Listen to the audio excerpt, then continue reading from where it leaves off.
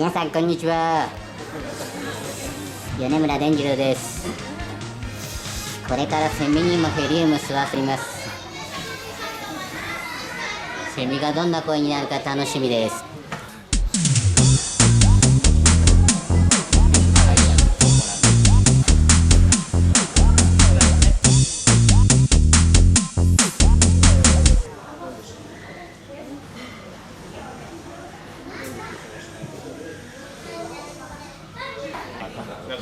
明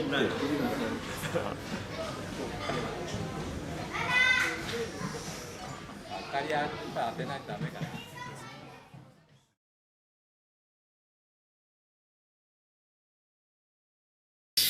日はこのセミと一緒に実験挑戦です。ヘリウムガスの中に入ってセミの声はどうなるか実験したいと思います。ちゃんと鳴いてね。ヘリウムガスの中に入りました。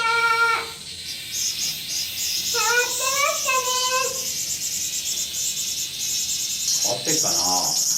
変わってる気がするな。ちょっと高い感じがしますね。少し音が高くなってますか。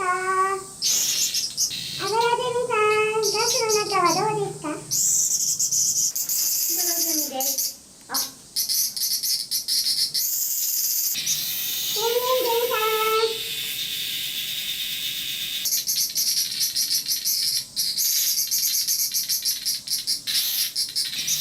ペンギンさん。はい、これでセミと一緒の音の実験、ヘリウムガスの実験はおしまいです。ありがとうございました。